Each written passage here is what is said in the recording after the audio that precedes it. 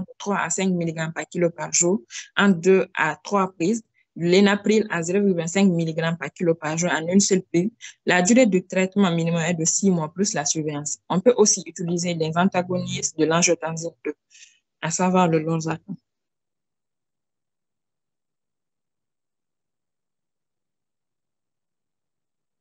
Nous allons parler du mécanisme d'action des IEC et des ARAB. Les IEC et les ARAB vont agir principalement en éliminant l'angiotensine 2 ou son action.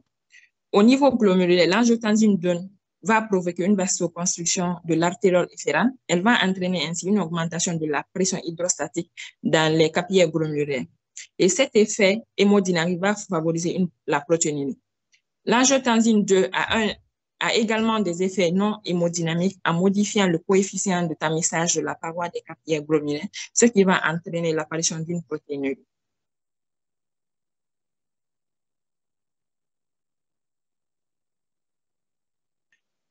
On va conclure par ces mots. La découverte d'une protéine doit conduire à une enquête étiologique dont le but est de déterminer si c'est une protéine en relation avec une affection qui peut être prise en charge au centre de santé ou s'il s'agit d'une protéine qui s'intègre dans le cadre d'une maladie générale, nécessitant une prise en charge dans un centre spécialisé. Un examen clinique soigneux et quelques examens complémentaires faciles à réaliser vont permettre dans la majorité des cas d'orienter le diagnostic et de mettre en place un traitement adapté. Nous vous remercions.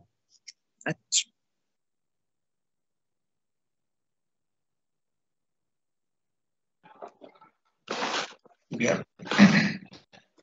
Est-ce que vous me recevez? Est-ce que vous me recevez? Professeur. Oui, professeur. Ah, ok, c'est bien. Bien. Vous êtes resté dans le temps, hein. Vous avez fait presque 45 minutes de cours, c'est pas mal. On va vous donner la parole pour les réactions, s'il y en a, bien sûr.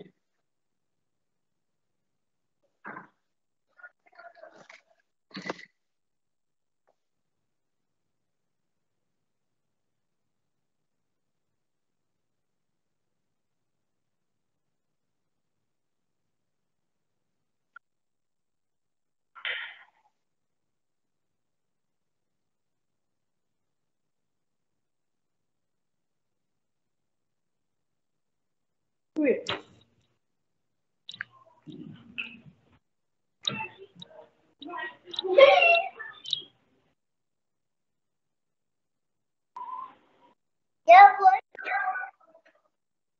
Allez-y, la parole est à qui veut la prendre, hein?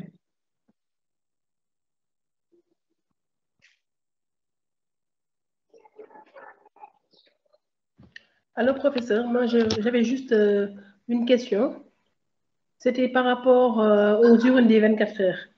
Parce que d'habitude, on pratique ce que les laboratoires nous disent, c'est que effectivement, si on fait le collecte pendant 24 heures, le matin, les premières urines du matin, on les met pas on les collecte pas. Donc, on jette les premières urines et on continue la collecte jusqu'à l'heure où on avait débuté de collecter les urines. Je ne sais pas si effectivement, exactement qu'est-ce qui se fait, parce que effectivement, quand ils ont présenté, ils ont dit le contraire. Donc, il faut prendre toutes les urines, sauf les urines qu'on a eues le matin ou du premier jour, mais sinon, le matin du deuxième jour, il faut mettre tous les urines collectées. Et effectivement, si on jette ou pas, est-ce que ça change les résultats, ou bien les urines de ce matin-là sont plus concentrées? Je n'avais pas compris. Merci.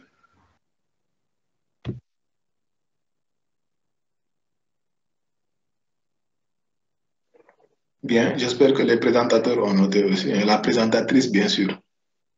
J'espère qu'elle a noté. J'ai aussi bien pris note, on va voir. Allez-y, est-ce qu'il y a d'autres réactions? Il faut qu'on essaie d'aller un peu vite. Moi, j'ai un autre programme le soir. Et je ne peux pas manquer ce programme-là. Donc, on essaie d'avancer. D'accord. Maintenant, par rapport au traitement, est-ce qu'on ne pouvait pas attendre carrément le chapitre des traitements pour avoir une bonne visibilité? Faire au lieu de faire dans le diagnostic étiologique le traitement en même temps? Merci.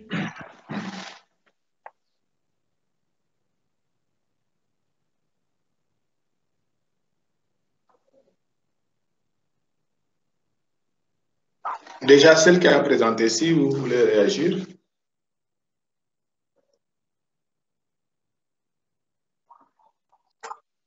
Oui, professeur, je veux réagir. Merci, Yacine, pour la question.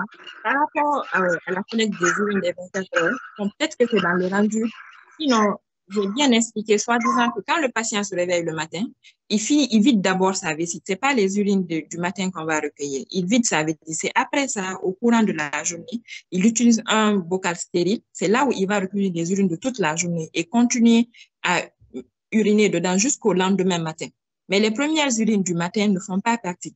C'est après les premières urines du matin, le premier jour de la collecte, qu'il va remplir le bocal durant toute la journée jusqu'au jour suivant, avant de prendre le tube et amener au niveau du labo.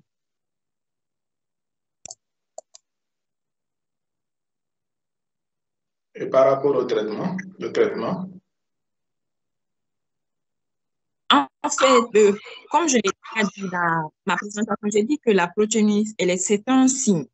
Donc, et généralement, si c'est un signe, la prise en charge va dépendre ça va dépendre de l'étiologie.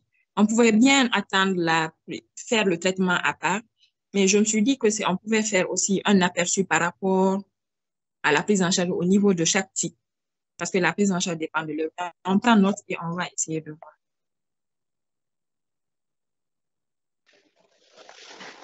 Oui, bon, je pense que c'était pas mal débrouillé hein, comme réponse. C'est pour les urines de 24 heures, effectivement, il faut que l'enfant vide la vessie le matin.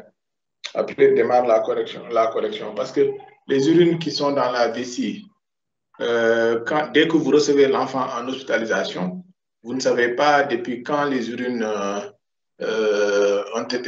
sont dans la vessie. Et en ce moment, le chrono n'a pas démarré. Le chrono des 24 heures n'a pas démarré. Donc, vous ne pouvez pas savoir combien de fois l'enfant a fait pipi et tout. Donc, pour avoir une mesure efficiente du volume des urines sur 24 heures, il faut presque être témoin. Donc, c'est pourquoi on demande à l'enfant de reprendre et de démarrer le chrono pour avoir une mesure beaucoup plus objective. Je pense que c'est un peu ça, hein. Ce n'est pas plus que ça. Maintenant, ce qui concerne le traitement, effectivement, tel que ça a été fait dans la leçon, c'est comme ça que le traitement est recommandé. Pour vous expliquer, si par exemple, si on fait la liste des étiologies, par exemple, elle a parlé de GNA, elle a parlé de syndrome néphrotique, elle a parlé de tubulopathie, elle a parlé même de diabète, de syndrome d'Alport. Vous voyez, donc il y a beaucoup d'étiologies. Et chaque étiologie a son traitement qui lui est spécifique.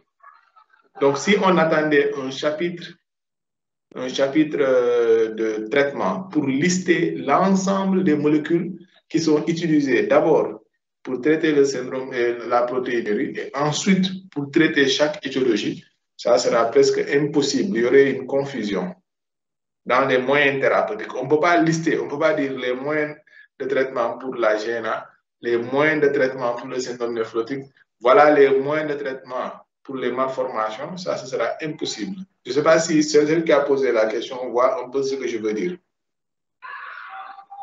Oui, professeur, oui.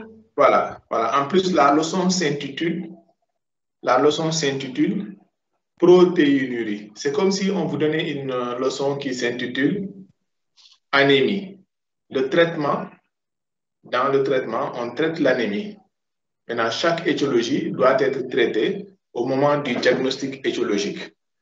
Au moment du diagnostic étiologique, vous dites un mot sur le traitement, parce que le traitement que vous administrez en traitant l'étiologie de l'anémie n'est pas la même que le traitement que vous donnez pour traiter l'anémie elle-même. Je ne sais pas si vous voyez. C'est pourquoi quand c'est un symptôme, c'est comme ça qu'il faut aborder. Moi, je suis tout à fait d'accord avec ce plan-là, quoi.